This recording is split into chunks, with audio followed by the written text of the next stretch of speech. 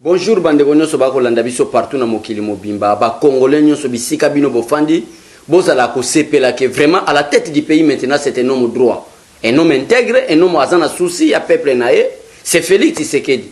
Et na génération biso ndenge tozabi biso nyonso biso ba Bécholé, ba Martin Fayulu, ba Jean-Pierre Bemba, ba Moïse Katumbi, ba Vital Kamerhe mutu l'équipe biso nyonso ba politicien. Et ça Félix Tshisekedi. Après Félix Tshisekedi ngapunga na l'équipe Vital Kamerhe na population. Ngana l'équipe Jean-Pierre Bemba na politicien na population. Donc ils ont makamba ba débattre, mu communicateur a yen salva pour na l'équipe de Kamerhe. To comparaka batu na n'importe qui te. Félix Tshisekedi est leader ya biso nyonso. Mais après Félix Tshisekedi zandenga monto na l'équipe bango pona na parlement debout o ezana bato belé nombre ya bato ba vota Kamerhe nombre ya parlement debout nanga.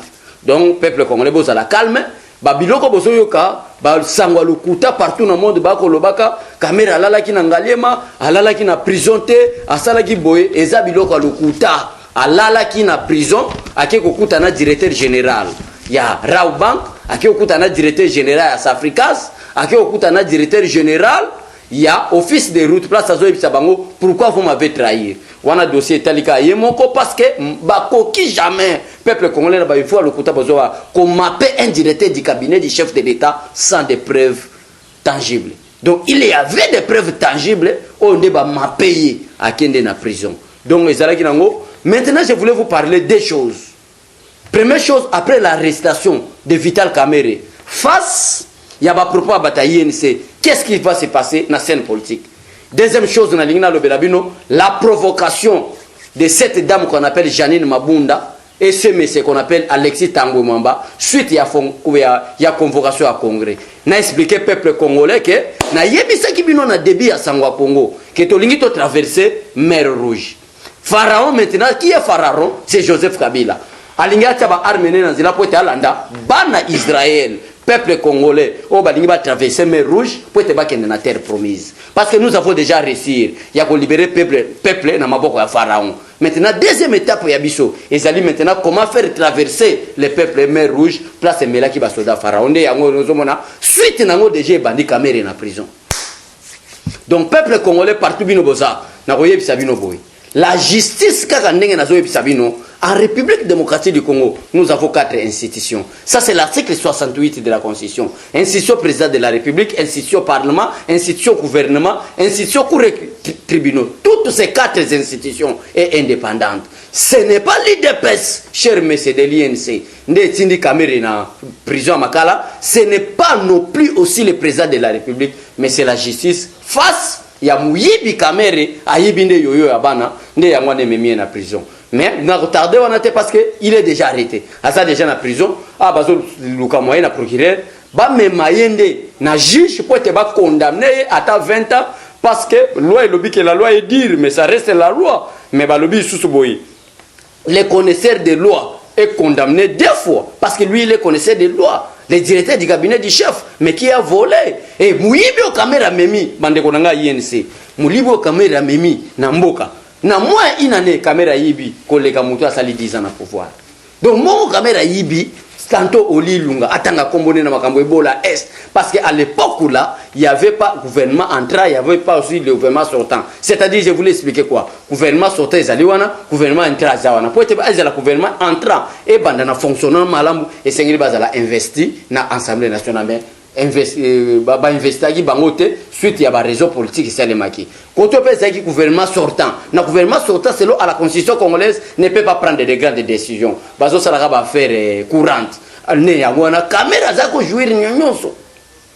Et il a profité de cette occasion. O azalaki nango ko banda ko yiba ko sala de n'importe quoi, ko bebisa. Maintenant la justice va s'accaparer naïe. Et le président de la République lui-même a déclaré, Alobini Nakasi na ya déclaration, Alobi tango o ezalaki chancelo ko pamba et les cas kala il faut s'habituer à l'état des droits. L'état des droits signifie vous volez et on vous arrête. Na retardé mingi wana te na ligina loba qu'est-ce qui va se passer après Kamerhe. Ezalaki moi explication pour to yiki batebele ba bengi balobi ki alala ki nangale balokuta azabele bien en prison. Pe akobimate il y a des preuves tangibles nde ba mapé ke na prison makala.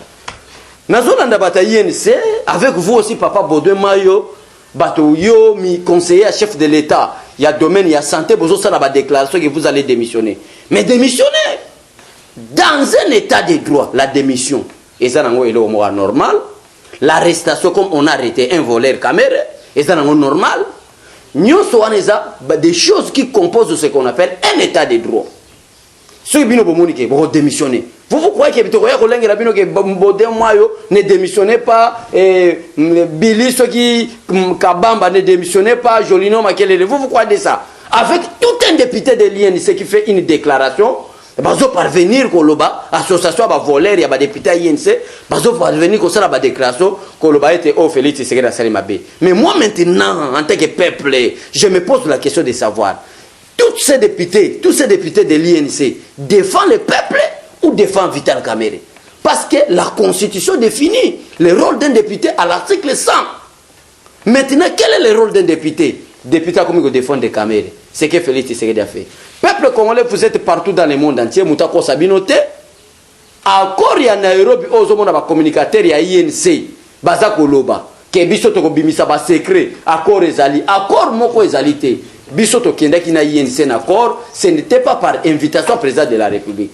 Tant Félix Tshisekedi a retiré signature na Nairobi. Alors bah quitter que Kamerhe n'a pas ça non ya au soutenir nga. Non, il n'a jamais parlé de ça. Mais Kamerhe a comprendre ensemble avec Joseph Kabila. Parce que le chef direct de Kamerhe, c'est Joseph Kabila. Pour compliquer les choses, que Félix Tshisekedi a travaillé malam ou bien, le peuple congolais a désavoué. Ça, c'est ce qu'on est de tout le monde. On a fait confiance. D'ailleurs, quand vous parlez de l'accord de Nairobi, il faut bien expliquer le peuple congolais. Nulle part dans l'accord de Nairobi, on a expliqué au peuple congolais que non, après 5 ans, c'est Vital Kamerhe. Vous voulez quoi? Violer la constitution. La constitution est claire. Si Félix Tshisekedi a fait un mandat mouké, ça sera 5 ans. Oh, ça sera 10 ans. Ça sera 10 ans. Parce que la constitution est claire, le mandat du président de la République est de 5 ans, renouvelable une seule fois. C'est-à-dire 10 ans. Ça, c'est selon la constitution. Mais vu des réalités politiques, peut-être peuple, na makambo Félix Tshisekedi a ça là, bako sepi là. Bon, mon que makambo Félix Tshisekedi a ça na soutien na biso. Bako bima, ça c'est l'article 5. Bako bima na balaba la balo bageno. Félix Tshisekedi au sali makambo malamu umela. Ça c'est le peuple et le peuple est souverain. Mais selon la constitution, le mandat du président Félix Tshisekedi est de 10 ans. Mais comment vous êtes des communicateurs de l'INC? Vous parlez de n'importe quoi. Félix nous a trahi. Félix Tshisekedi nous a trahi Kamerhe. Est-ce que Félix a bien Kamerhe? Tant que biso to bandi lit oya IDPS bande konanga INC. Na 1982 d'une manière officielle quand on a créé l'IDPS. Kamerhe azalaki wapi? Azao fanda na venini na Congo Kinshasa. Ndako na bango ezalaki wapi? Et vous parlez aussi de l'article, vous parlez aussi des élections de 2023 que l'IDPS va soutenir Vital Kamerhe. Vous oubliez que devant nous, il y a la Constitution. La Constitution, à son article 72, explique ceci. Nul ne peut être candidat à l'élection présidentielle de la République s'il ne remplit les conditions ci-après. Quelles sont les conditions? 1. Posséder de la nationalité congolaise d'origine. Vous allez nous expliquer, nous là, les peuples, en 2023, qui est la mère de votre monsieur-là, qui est son père. Vous croyez que quoi? Que bisoto yebi makambote. Vous devez faire beaucoup attention na makambo zoloba. Puis osa conseiller à chef de l'État na domaine de la santé. Osa parvenir comme ça la déclaration à RFI que Félix a malhonnête. Espèce des indisciplinés, des gens qui sont mal éduqués politiquement. Bolingo apprendre des bâtonnets. Bolingo expliquer bâtonnets. Bisoto zawana na droit ya koyebi sabino makambo eza vérité parce que nous avons lutté pendant 38 ans pour l'instauration d'un état de droit. Tolita qui était pour caméra yibaka après ça moi sina pembe mongo atongaka. Et d'ailleurs Bible na proverbe 30 21 22 expliquer makambo wana nyonso. Ce qui complique le monde, c'est que le monde est en train de pleurer, ce sont des 3 choses. Mais il y a 4e chose qui ne peut pas supporter. Et ça moutou aza esclave à comme un roi. Ça c'est grave. Moutou baso benga un intellectuel abanda ko yiba mbongo ya l'État. Partout bato INC ko kumisa Kamerhe, coach, un homme intelligent, un homme intelligent ne peut pas voler les deniers publics. Mais il a volé parce que aza bien mappé pour qu'il est en prison parce que il a volé. Alors bino boko expliquer peuple congolais. Donc peuple congolais partout bino boza bon c'est là parce que Mouyiba qui est boloko état de droit bandit parce que depuis des siècles et des siècles un directeur du cabinet du chef de l'État en République démocratique du Congo bakoki ko mappé été à kende prison. Pour la voyez sabino 38 ans et ça qui lit au fait. Nous là on a fait la liste de 38 ans Mais vous, l'INC, vous n'avez que 9 ans. C'est pourquoi vous prouvez l'immaturité politique à cause de votre âge politique. Vous n'avez que 9 ans. L'INC a été créé en 2008, je crois. Si c'est 2009, jusqu'à présent, c'est plus tard. Si c'est beaucoup, c'est 9 ans, 10 ans. Vous êtes des immatures. Vous êtes incapables de gérer. Donc, peuple congolais, partout, bino bozali, bozana bino calme, yarobang ezate. Mais je voulais expliquer le peuple congolais pour une deuxième chose. Alexis Tambwe Mwamba, na Janine Mabunda. Ça, c'est la constitution congolaise. On parle, nous avons la constitution, pour prouver au peuple congolais que ce qu'on parle là, ce n'est pas de la comédie, mais c'est la volonté pour aimer notre pays. La constitution est là. La constitution est claire. À 719, parle. Qui peut convoquer le congrès? Le congrès peuple congolais, c'est-à-dire quand on parle du congrès, quand on parle du congrès, selon la constitution congolaise et les lois de la République, c'est l'association ou l'ensemble de l'Assemblée nationale et du Sénat. Donc les deux chambres du Parlement, basangani ne babengi yango congrès. Mais qui peut convoquer le congrès? C'est le président de la République. Ce n'est pas Moutou Moroboye, Janine Mabunda Moroboye, na Alexis Tambwe Mwamba Boye, un indiscipliné politique, Janine Alexis Tambwe Mwamba. Je prouve avec des raisons, je parle avec des raisons parce qu'il a été sanctionné. Alexis Tambwe Mwamba, tel qu'il est là, à cause des États-Unis, à cause de l'Union européenne, parce qu'il est sous sanction. Et tout politicien qui est sous sanction de la communauté internationale, c'est un indiscipliné politique. Et une association des indisciplinés politiques, Basangani, Balobike, toujours convoqué congrès, vu tout ce qui se passe en République démocratique du Congo. Alors, à son article 119, on parle ceci. Les deux chambres se réunissent en congrès pour les cas suivants. C'est-à-dire, il y a 4 cas, 4 cas. Il y a 4 cas pour parler du congrès en République démocratique du Congo. Le premier cas, pour le congrès, c'est la procédure de révision constitutionnelle conformément aux articles 218 à 220 de la présente constitution. Deuxième cas pour parler du congrès, c'est l'autorisation de la proclamation de l'état d'urgence ou de l'état de siège et de la déclaration de guerre conformément aux articles 85 et 86 de la présente constitution. Troisième maintenant cas pour parler de la convocation du congrès, c'est l'audition du discours du président de la République sur l'état de la nation, conformément à l'article 77 de la présente constitution. Et le dernier, ou enfin le quatrième, c'est la désignation des 3 membres de la Cour constitutionnelle, conformément aux dispositions de l'article 158 de la présente constitution. Mais toi, Alexis Tambwe Mwamba, toi, Janine Mabunda, c'est par quel moyen vous voulez convoquer le congrès? Le président de la République n'a pas convoqué. Vous pour convoquer. Donc, cela veut dire peuple congolais. Que tous la mer rouge to traversé. Va profiter après l'arrestation de Kamere, qui était leur agent principal de renseignement, pour surveiller tout ce que Félix Tshisekedi est en train de faire dans la présidence. Quelques exemples, il y a illustration pour vous prouver que Kamere est agent principal de renseignement pour contrôler Félix Tshisekedi. L'arrivée du président Félix Tshisekedi en Angola dernièrement. Babouya qui va kende Kamere. Et bozolo ba ki Kamere muto mayele. Peuple o Kamere muto Sidi Kivu, c'est na grâce ya Sidi Kivu, na Nord Kivu parce qu'il est de l'est du pays, ne ba vota Félix Tshisekedi. Mais peuple o ya Sidi Kivu, peuple o ya Nord Kivu congolais partout binoboza. Anyo kwa mina ba guerre, anyo kwa mina ba souffrance, Kamere mema ata aspirine à 100 francs. En même à ta protection, il y a 1000 francs congolais.